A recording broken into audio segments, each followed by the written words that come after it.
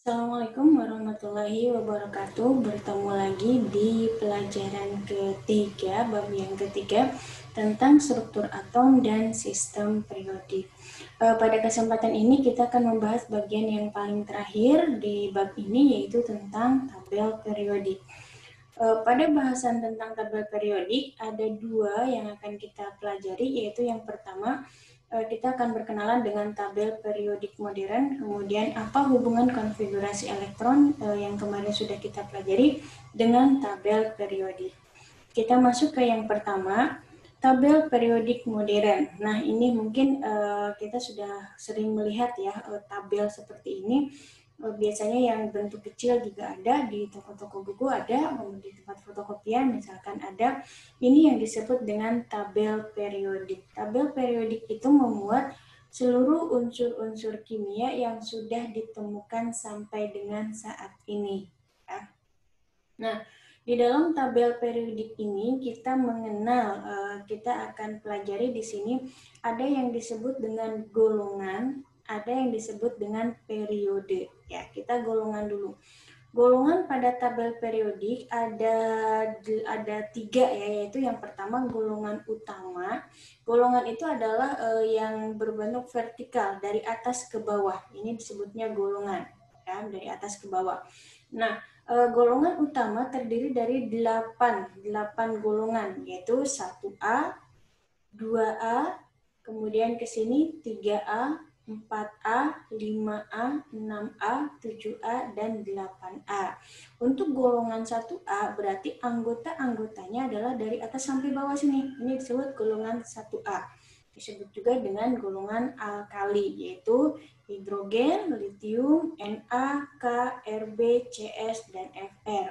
Begitu juga dengan golongan 2A, berarti yang warna pink ini dari Be sampai Ra, ini disebutnya golongan 2A. Golongan 3-nya ada di sebelah kanan. Nah, golongan A ini 1A sampai 8A disebutnya golongan utama. Kemudian yang kedua ada yang disebut golongan atau unsur-unsur transisi. Itu yang dilambangkan dengan B. Golongan transisi ini ada 8 juga ya. Ada golongan 1B, 1B-nya sebelah sini ya. 1B, kemudian 2B, 3B sebelah sini, 4B, 5B, 6B, 7B. Kemudian ada tiga vertikal di sini, 3 baris yang disebut golongan ketiganya disebut golongan 8B. Kenapa 1B di sini sedangkan 3-nya di sini atau tidak berurutan? Ini penempatan ini menunjukkan kemiripan sifatnya. Jadi kenapa di sebelah sini? Karena ini lebih mirip sifatnya dengan golongan 2A seperti itu. Kemudian ini disebutnya unsur-unsur transisi yang golongan B ini. Ada lagi yang satu lagi yaitu golongan unsur-unsur transisi dalam. Nah, ini yang di bawah ini disebut unsur transisi dalam, yaitu ada dua. Ada golongan lantanida dan ada golongan aktinida. Lantanida dan aktinida ini sebetulnya posisinya di sini. Nah, ini lantanida, yang ini aktinida. Tuh, jadi karena bentuknya yang sangat panjang, menyamping ke samping sangat panjang, jadi untuk meringkas penulisan, untuk meringkas tabel periodik, jadi golongan lantanida diwakili di sini 1, aktinida 1, padahal sebetulnya anggotanya banyak menyamping. Jadi tabel periodik yang kita lihat ini adalah sebetulnya tabel periodik yang disederhanakan ya. Kalau aslinya tabel periodik itu panjang seperti ini. Nah, yang kita lihat tadi kan ini, golongan lantan dan aktinidanya diringkas, disimpan di bagian bawah. Aslinya tabel periodik itu golongan lantanida dan aktinida itu di sini posisinya. Nah, ini kan berarti sangat panjang, makanya disingkat dengan penulisan seperti yang kita kenal saat ini. Nah, kemudian pada tabel periodik ini biasanya di sini kan ada huruf melambangkan lambang unsur, kemudian ada nama unsur. Di sini pada masing-masing tabel periodik sebetulnya berbeda-beda, ada yang sangat ringkas, ada yang memuat detail banyak tentang unsur tersebut. Nah, contohnya Ibu contohkan di sini untuk tabel periodik yang ada, yang ini. Di sini dalam setiap kotak ini terdiri dari lambang unsur He, ini disebut lambang unsur, kemudian di bawahnya ada namanya helium, kemudian di sini ada angka 2 di atas. Kalau kemarin kita lambang unsur itu ada angka di bawah, ada angka di atas. Ini kalau di sini dicontohkannya semua angkanya ada di bawah, tapi tetap ada keterangannya bahwa yang menunjukkan angka 2 ini disebutnya nomor atom. Kemarin kan di bawah sini ya nomor atom. Kemudian yang di sebelah kanannya ini disebut nomor massa. Nomor massa itu sebetulnya ini adalah massa atom yang bilangannya itu ada 3 angka di belakang koma, tetapi yang kemarin kita pelajari itu adalah pembulatan. Jadi nomor massanya itu dibulatkan. Jadi aslinya massa atom itu ada mempunyai 3 angka di belakang koma.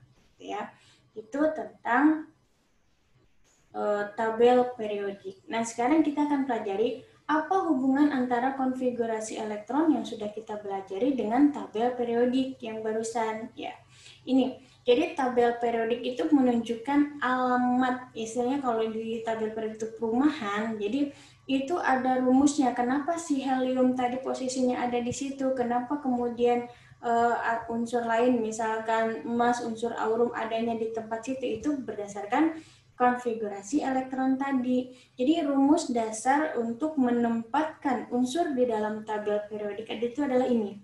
Jadi jumlah kulit itu ada kulit K, L, M, N. Kulit K itu berarti kulit pertama, L kulit kedua, dan seterusnya. Itu menunjukkan nomor periodenya. Oh, Ibu belum menjelaskan tentang periode. Ya, tadi Ibu baru menjelaskan tentang golongan, ada golongan utama 1A sampai 8A, ada golongan transisi, golongan B, dari mulai 1B sampai 8B, dan ada golongan transisi dalam, lantanida dan aktinida. Dan ada lagi di sini disebutnya dengan periode. Periode itu adalah yang horizontal nih, dari menyamping, baris. Ya, periode itu baris. Baris pertama H ada 2 unsur, ada H dan He. Ini disebutnya periode 1. Kemudian yang kedua ini disebut periode 2, menyamping dari Li sampai ke sebelah kanannya Ne. Kemudian ada periode ketiga ada Na, Mg, dan di sini tidak ada. Kemudian sampai terakhirnya Ar. Begitu juga dengan periode keempat, K sampai Kr, demikian seterusnya. Jadi vertikal disebutnya golongan, yang horizontal menyamping baris itu disebutnya periode. Kita kembali ke pembahasan yang tadi. Rumus dasar menempatkan suatu unsur di dalam tabel periodik itu adalah jumlah kulit itu menunjukkan periode. Jadi misalkan kalau ada suatu unsur, dia konfigurasi elektronnya sampai di kulit L. Nah, berarti kan kulit L itu kulit kedua, KL. Nah, berarti kalau dia di kulit kedua, berarti periodenya dia ada di periode kedua. Kemudian elektron valensi menunjukkan golongan. Kalau mempunyai elektron valensi 1, berarti dia golongan 1. Elektron valensi 2, berarti golongan 2. Seperti ini. Dan ini bisa diterapkan pada contoh-contoh kemarin yang, nah ini. Di sini kemarin kita sudah mempelajari ya, ada unsur Li dengan konfigurasi elektronnya, kemudian unsur Ca dengan konfigurasi elektronnya, elektron valensi, dan kita sudah pelajari. Nah, Li di sini Li dia mempunyai jumlah elektron 3 menempati kulit K dan kulit L, berarti Li ini dia menempati 2 kulit, mempunyai jumlah kulitnya ada 2. Sedangkan elektron valensinya 1, berarti Li itu jumlah kulitnya 2, elektron valensinya 1. Berarti di dalam tabel periodik harusnya Li di periode kedua, karena jumlah kulitnya kedua, kemudian dia ada di golongan 1A. Nih, betul ya? Nah, kemudian contoh lagi Ca. Ca dengan jumlah elektron 20. Konfigurasi elektronnya kemarin kita sudah pelajari seperti ini, mempunyai 4 kulit yang ditempati dan elektron valensinya 2. Berarti seharusnya dia ada di 4 kulit, berarti ada di periode keempat, kemudian golongan 2. Kita lihat Ca. Nah, ini Ca. Periode keempat, baris keempat, dan golongannya 2. Nah, ini untuk yang ini rumus dasar ini hanya bisa digunakan untuk unsur-unsur yang unsur-unsur utama atau golongan A. Untuk unsur-unsur transisi kita susah untuk menggunakan rumus ini. Makanya pada perkembangannya menempatkan unsur di dalam tabel periodik ini kita mempunyai 3 cara. Bukan 3 cara ya, 3 cara. Yaitu yang pertama, jika konfigurasi elektronnya berakhir pada subkulit S dan P. Kalau tadi ini kan, ini adalah konfigurasi elektron yang pada zaman awal teori Bohr yang hanya berdasarkan jumlah kulit. Sedangkan untuk teori orbital kita sudah memasuki ada yang namanya subkulit. Jadi yang digunakan adalah untuk menempatkan unsur di dalam tabel periodik itu kita menggunakan teori orbital yang menggunakan subkulit. Nah, jika konfigurasi elektron berakhir pada subkulit S dan P, kemudian bagaimana jika konfigurasi elektron berakhir pada subkulit D, dan yang terakhir jika konfigurasi elektron berakhir pada subkulit L. Silakan diperhatikan karena ini akan berhubungan dengan tugas yang dibebankan kepada masing-masing siswa karena tugasnya kan beda-beda. Jadi silakan dilihat saya masuk kemana, terakhir itu subkulit S dan P atau D atau F ya. Yang pertama kita bahas dulu, jika konfigurasi elektron yang sudah kita kerjakan kemarin itu berakhir pada subkulit S dan P, maka kalau periode, ini bukan periode ya, periode, kalau menentukan periode tetap sama jumlah kulitnya. Kalau berakhir di kulit K berarti periode 1, kalau berakhir di kulit L berarti periode 2. Di sini yang berbeda adalah cara menentukan golongan. Nah, kalau berakhir di subkulit S atau subkulit S dan P. Jadi nanti terakhirnya kita lihat terakhirnya di subkulit apa. Nah, kalau berakhir di subkulit S atau S dan P, maka unsur kita termasuk unsur golongan utama atau golongan A. Tuh, ya, unsur golongan utama atau golongan A.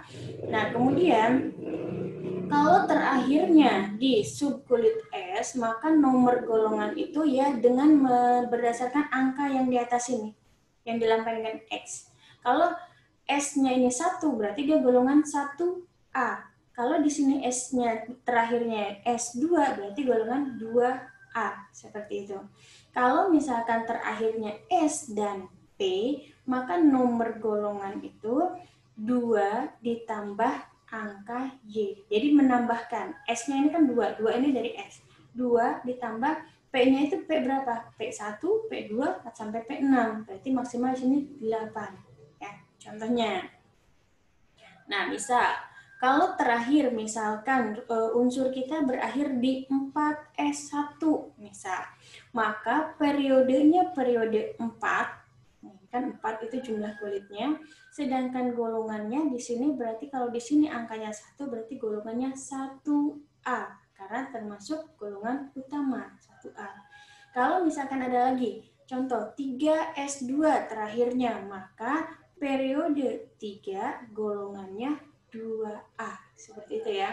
Nah, sekarang kalau berakhirnya di S dan P, contohnya ini 4S2, 4P1. Maka periodenya periode 4 karena terakhirnya di kulit keempat, sedangkan golongannya 2 ditambah 1, maka termasuk golongan 3A. Contoh lagi, 5S2, 5P3 terakhirnya, maka periodenya periode 5, kemudian golongannya 2 ditambah 3 sama dengan 5. Berarti golongan 5A. Itu ya.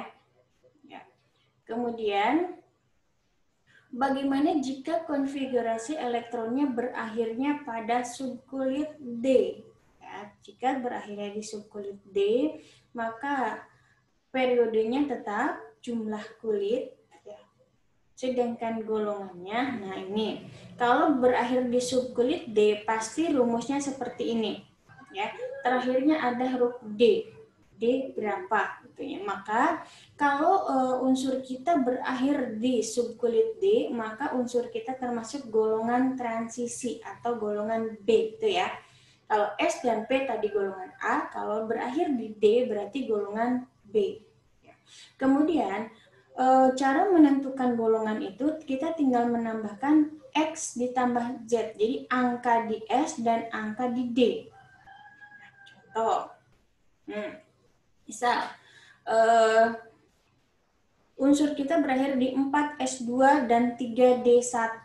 Kalau periode kita pakai periode yang terbanyak ya, jumlah kulit yang digunakan yaitu periode 4. Kemudian golongannya berarti 2 ditambah 1, berarti golongan 3B.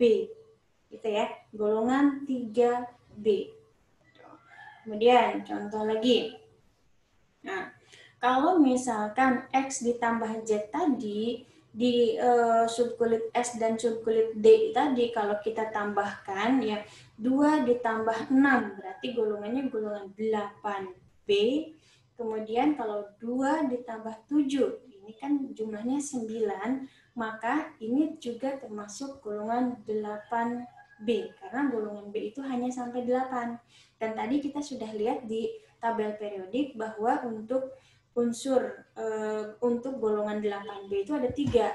Golongan 8B yang pertama, 8B yang kedua, 8B yang ketiga. Nah, itu apabila penjumlahan S dan D-nya berjumlah 8, berjumlah 9, dan berjumlah 10, ini sama-sama termasuk golongan 8B. Gitu ya. Kemudian satu lagi, apabila S dan D-nya itu dijumlahkan menjadi 11, contohnya ini 2 ditambah 9, berarti kan 11. Nggak ada golongan 11B, ini yang disebut dengan golongan 1B. Jadi 10-nya hilang, golongan 1B. Dan kemudian kalau misalkan ada lagi 2 ditambah S dan D-nya itu dijumlahkan menjadi 12, ini termasuk golongan 2B, 10-nya hilang. Jadi pengecualian untuk golongan B, untuk yang berakhir di subkulit D, perlu difahami penomoran golongan itu X ditambah Z. Jadi kita menambahkan subkulit S dan subkulit D. Apabila jumlahnya 8, 9, atau 10 termasuk golongan 8B, apabila jumlahnya 11 termasuk golongan 1B, jumlahnya 12 golongan 2B, selebihnya sesuai dengan penjumlahannya. Itu untuk subkulit D. Kemudian sekarang yang terakhir, jika konfigurasi elektron kita berakhir pada subkulit F, ya, karena yang terakhir itu subkulit F, periode tetap sama, jumlah kulit menunjukkan periode, yang berbeda sekali lagi adalah penomoran golongannya. Nah, apabila unsur kita berakhir pada subkulit F, maka golongan unsur kita termasuk golongan transisi dalam. Transisi dalam tadi ya, yang 2 baris di bawah, lantanida dan aktinida. Nah, pilihannya adalah gampang. Jika unsur kita berakhir di 4F, maka termasuk golongan lantanida. Apabila unsur kita berakhir di 5F, maka termasuk golongan aktinida. Ya. Contoh, kita pada contohnya. 4F1, 4F5, 4F10. Nah, ini periodenya periode 4, 4, 4, 4, 4, F. Kalau misalkan 4F, kita tidak usah menghitung F-nya 1, apa 2, apa 3. Ini semua termasuk golongan lantanida. Ya. Kemudian, kalau berakhir di 5F, disebutnya golongan aktinida. Kemudian untuk urutannya, lantanida itu kan urutannya ada 1 sampai 2 sampai berbaris gitu kan. Mana barisannya di mana? Kita lihat di sini dari jumlah F1, F2, F3 berarti itu berurutan penempatannya. Gitu ya. Seperti itu. Nah, ini ringkasannya. Jadi kalau unsur kita itu berakhir di subkulit S, maka dia pasti letaknya di sini di tabel periodik. Ya. Kemudian kalau misalkan unsur kita berakhir di P, di P tadi S dan P berarti ya, unsur kita pasti ada di sini antara golongan 3A sampai dengan 8A. Apabila unsur kita berakhir di D, berarti dia ada di sini, golongan transisi. Kalau berakhir di F, berarti adanya di unsur transisi dalam. Tahu ya. Nah, kemudian kita kembali lagi ke tugas masing-masing. Ya, Ibu mendapat tugasnya unsurnya MT dengan nomor unsur 109, nomor atom. Ya, berarti jumlah elektronnya 109. Nah, sampai minggu kemarin kita sudah belajar cara menentukan konfigurasi elektronnya. Kemudian di sini kita minta menuliskan bahwa nama unsurnya di sini MT, kemudian jumlah elektronnya sesuai nomor atom 109. K di sini kita masukkan angka-angka yang di sini yang sudah kita jumlahkan dari kolom-kolom ini. K-nya 2, kemudian L-nya 8, M-nya 18, N-nya 32, O 32, P 15, Q 2 sesuai dengan yang di sini. Kemudian elektron valensinya 2, elektron pada kulit terakhir. Nah, kemudian cara menentukan konfigurasi elektron berdasarkan teori orbital subkulit yang tadi kan kita sudah belajar 2s1 tadi kan ya, 2s1 misalkan 4p5 ya, itu dari mana? Nah, contoh. Nah, kita di sini tulis dulu bahwa kulit K, L, M, N ini adalah K itu kulit pertama, L kulit kedua, M kulit ketiga, dan seterusnya. Ibu contohkan, nah di sini misalkan kita akan menentukan konfigurasi elektron dari ini.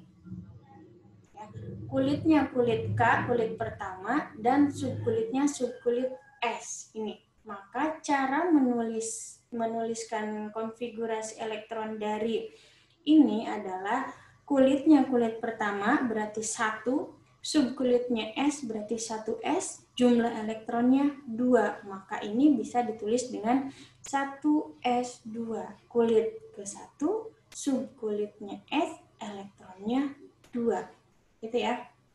Nah, contoh lagi, sekali lagi biar lebih paham.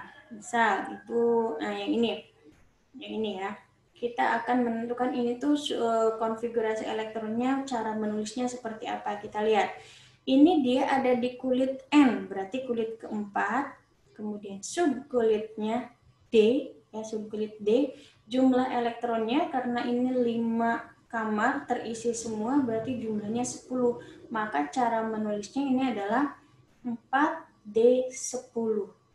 Kulit keempat, subkulitnya D, jumlah elektronnya 10. Nah, kemudian untuk unsur MT ini, cara menulis konfigurasi elektronnya berarti kita tulis semua yang terisi ini, semua yang terisi yang ditulis. Nah, berarti konfigurasi elektron untuk MT 1S2, kemudian ke sini 2S2, kemudian ke sini 2P6 karena ini subkulit P. Setelah sini ke sini 3S2, kemudian ke sini 3P6. Nah, urutannya sesuai tanda panah. Dari sini kita tidak ke 3D dulu, tetapi kan disuruhnya ke 4S dulu. Maka dari sini 3P6 ke 4S2, baru ke sini 3D10, 4P6, kemudian ke sini 5S2, kemudian baru ke sini 4D10, dan seterusnya. Untuk memudahkan, nah ini ya, jadi urutannya itu urutan sesuai dengan anak panah. Setelah 1S ke 2S, setelah 2S baru 2P, 3S dulu. Kalau sudah 3S baru ke sini 3P, 4S, 3D, 4P, 5S. Nah, ini adalah cara urutan penulisannya. Maka untuk unsur MT yang Ibu punya, cara menuliskan konfigurasi elektronnya adalah seperti ini. Ya, sesuai dengan urutannya. Nah, kita jumlahkan di sini 109, berarti jumlahnya ini harus 109. 1S2 berarti 2, 2S2 berarti 2 ditambah 2, 4, ditambah 6, ditambah 2, ditambah 6, ditambah 2, sampai ditambah 7. Ini adalah jumlahnya 109. Nah, kemudian cara menentukan golongan dan periodenya. Ya, kita lihat. Untuk unsur ibu MT dengan nomor atom 109 dengan jumlah elektron 109 berakhirnya di 6D7, berarti berakhir di subkulit D. Berarti kita pakai rumus yang tadi yang terakhirnya di subkulit D. Ya, Ibu kembali dulu. Yang berakhir di subkulit D. Nah, ini. Maka caranya, Ibu tinggal menambahkan X ditambah Z. Yaitu, Ibu menjumlahkan elektron di subkulit S dengan elektron di subkulit D untuk menentukan golongannya. Ibu kembali lagi. Nah, wah, udah hilang.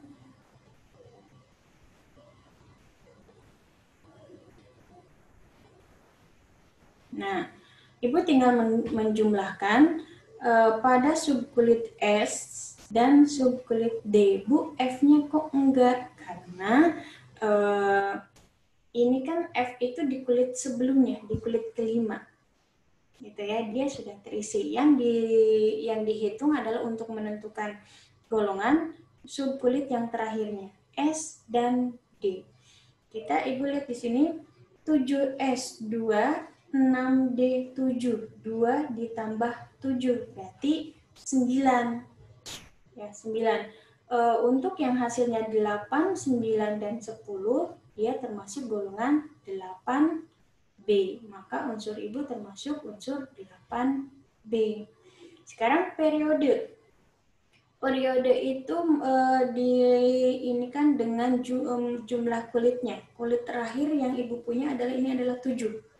Yang terakhir di sini yang terisi adalah baris ke-7, berarti Ibu di sini periodenya periode 7.